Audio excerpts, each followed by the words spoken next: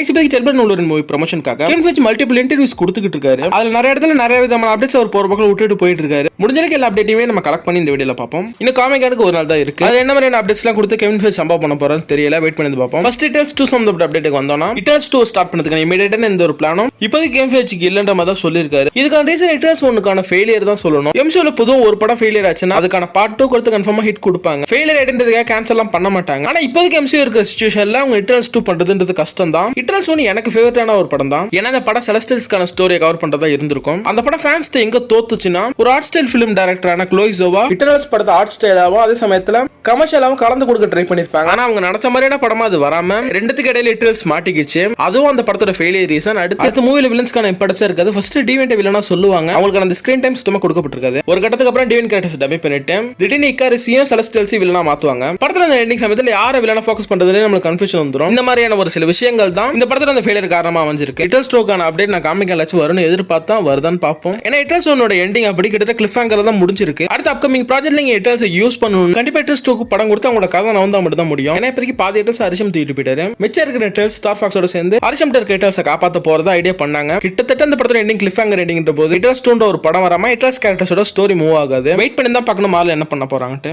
Second Spiderman 4 John watts அந்த படத்துக்கு director return ஆக மாட்டேன்றது கெவின் ஃபீஜ் கன்ஃபார்ம் பண்ணிட்டாரு. நியூ ட்ரையாலஜி நியூ டைரக்டர் தான் அவங்க தேடிக்கிட்டு இருக்காங்க. சாம் ரெய்மி கூட இந்த ஸ்பைடர்மேன் 4 டைரக்ட் பண்ணதுக்கான பாசிபிலிட்டிஸ் இருக்கு. இல்லனா கெவின் ஃபீஜ் ஒரு புது டைரக்டர் உள்ள கொண்டு வரதுக்கான பாசிபிலிட்டிஸ் இருக்கு. ஆனா இதுல இருந்து ஒரு விஷயம் தெரியுது. ஸ்பைடர்மேன் 4க்கான அந்த வர்க் போற வேகத்தை பார்த்தா 2026ல தான் ஸ்பைடர்மேன் 4 நம்ம பாப்போம்னு நினைக்கிறேன். அடுத்து ஸ்பைடர்மேன் ஹோம் கமிங்ல ஏற்பட்ட ஒரு क्वेश्चन இப்போ எம்சியூல எங்கேயுமே அதுக்கு ஆன்சர் கொடுக்கல. அது என்னன்னா அவெஞ்சர்ஸ் டவர் பேர் யார் வாங்கியிருக்கான்னு நமக்கு சொல்லல. அந்த பில்டிங் வேற டோட்டலா ரீமாடல் பண்ணப்பட்டிருக்கு. கூடி சீக்கிரம் அது யார் வாங்கியிருக்கான்னு சொல்லிட்டு நான் கன்ஃபார்ம் பண்ணுவோம்னு சொல்லிட்டு கெவின் ஃபீஜ் இதை கன்ஃபார்ம் பண்ணிட்டு தான் போயிருக்காரு. அந்த டவரை யார் வாங்கியிருப்பான்னு நீங்க என்ன நினைக்கிறீங்க? உங்களோட கருத்தை கீழே கமெண்ட் பண்ணுங்க. அடுத்து இப்போதைக்கு எம்சியூல மியூட்டன் ஏரா ஸ்டார்ட் ஆயிடுன்னு சொல்லிட்டு அஃபிஷியலா கெவின் ஃபீஜ் கன்ஃபார்ம் பண்ணிருக்காரு. நெக்ஸ்ட் மியூட்டன்ஸ் ஆகல அவெஞ்சர்ஸ் வெர்சஸ் எக்ஸ்மென் படம் கன்ஃபார்ம் பாசிபிளான ஒரு படம் தான் சொல்லியிருக்காரு. எக்ஸாக்ட்டா காமிகள் நடந்த மாதிரி இங்க மூவி சைடுல கொண்டு வர முடியும். இப்போதைக்கு அவர் இதை வேற விதமா சொன்னாரு. ஏன்னா உங்களுக்கு எம்சியூல சிவில் வார் இன்ஃபினிட்டி வார் சமயத்தெல்லாம் டசன் கணக்கான கேரக்டர்ஸ் மூவிக்குள்ள இருந்திருக்கணும். ஆனா மத்த எக்ஸ்மேன் ஃபேண்டாஸ்டிக் ஃபோர் மாதிரியான கேரக்டர்ஸ்க்கான ஆக்சஸ்லாம் மார்வல் அப்போதைக்கு கிடையாது. இப்போ எல்லா கேரக்டர்ஸ்க்கான ரைட்ஸ் ரிட்டர்ன் ஆயிட்டதுனால இப்போதைக்கு எம்சியூல எல்லாமே பாசிபிள்ன்ற மாதிரி கன்ஃபார்ம் பண்ணிட்டு போயிருக்காரு. அடுத்து மார்வல் அண்ட் டிசி கிராஸ் ஓவரை பத்தியும் பேசியிருக்காரு. அவரு இது நடக்குமா ஆங்கர் கேட்டதுக்கு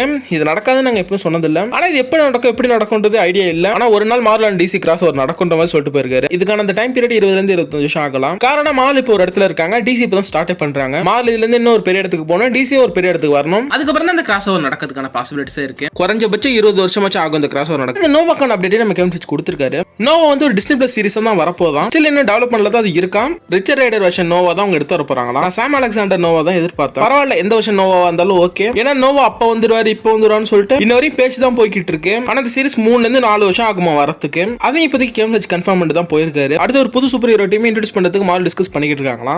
ஆல்பா ஃபைட்டர்னு கனடியன் சூப்பர் ஹீரோ டீம் இருப்பாங்க. அந்த ஒரு டீம் இன்ட்ரோடியூஸ் பண்றதுக்கான பேச்சுவார்த்தை இல்ல டிஸ்கஷன் எப்படி வேணா வச்சுக்கலாம். அது போய்கிட்டு இருக்கான். அடுத்து Kevin Feige Hugh Jackman and Ryan Reynolds பேசியிருக்காரு. இப்போதைக்கு அவங்க ஃபியூச்சர்ல திருப்பி ரிட்டர்ன் ஆகிறதுக்காக. ஏன்னா அவெஞ்சர்ஸ் 5 இல்ல சீக்கிரட்ஸ்ல அவங்க வரதான் போறாங்க. அது கன்ஃபார்ம் தான். இந்த இடத்துல கெவின் ஃபீஜ் அது கன்ஃபார்ம் பண்ணிருக்காரு. இப்போதைக்கு டெல்பன் ஒரு ஆர்ரேட்டடா வந்திருக்க தொடர்ந்து அடுத்து பிளேட் ஆர்ரேட்டடா வரப்போகுதுன்னு கெவின் ஃபீஜ் கன்ஃபார்ம் பண்ணிருக்காரு. இன்னும் அப்கமிங்ல நிறைய ப்ராஜெக்ட்ஸ் ஆர்ரேட்டடா இருக்காம். எனக்கு தெரிஞ்ச ரத்தம் தெரிக்கிற அளவுக்கு இருக்க கேரக்டர் மட்டும் தான் எம்சியூல ஆர்ரேட்டட் ப்ராஜெக்ட் நம்ம பார்க்க போறோம். மத்தபடி நார்மல் சூப்பர் ஹீரோ கேரக்டர்ஸ் எல்லாரையுமே PG-13 வெர்ஷன்ல ஃபேமிலி ஃப்ரெண்ட்லி தான் காமிக்க போறாங்க. அடுத்து அப்கமிங் இயர்ஸ்ல வரப்போற ஸ்பெஷல் பிரசன்டேஷனை பத்தியும் கெவின் ஃபீஜ் பேசிட்டு தான் போயிருக்காரு. அந்த ப்ராஜெக்ட்டோட இந்த டைட்டிலே அவர் ரிவீல் பண்ணல. Werewolf by night guardians of galaxy holiday special இந்த மாதிரி ஸ்பெஷல் பிரசன்டேஷனோட சக்சஸ் தொடர்ந்து அப்கமிங் இயர்ஸ்க்கு நிறைய ஸ்பெஷல் பிரசன்டேஷன் ரெடி ஆகிட்டு இருக்கான். நெக்ஸ்ட் இயர் இதுல இருந்து ஒரு ப்ராஜெக்ட் கண்டிப்பா நம்ம பார்ப்போம். அப்படியே துண்டு துண்டா நிறைய அப்டேட்ஸ் கொடுத்தாரு. முடிஞ்ச அளவுக்கு நான் கவர் பண்ணிருக்கேன் இந்த வீடியோல. நான் அன்னைக்கு காமிக்கல என்னென்ன அப்டேட்ஸ் வரப்போன்னு தெரியல. ஆனா எனக்கு தனியா கெஸ் இருக்கு. ஏன்னா இந்த இன்டர்வியூல அவெஞ்சர்ஸ் சம்பந்தப்பட்ட கேள்விக்கும் கேங் சம்பந்தப்பட்ட கேள்விக்கு ஒரு பதில் சொல்லல. மேபி அதை பத்தி காமிக்கல அவர் கவர் பண்ண பாசிபிலிட்டிஸ் இருக்கு. வெயிட் பண்ணி காமிக்கல என்ன அப்டேட்ஸ் வரப்போன்னு பார்ப்போம். இதோட இந்த வீடியோ நான் முடிச்சுக்கிறேன். நெக்ஸ்ட் ஒரு நாள் சந்திப்போம். Tata bye guys.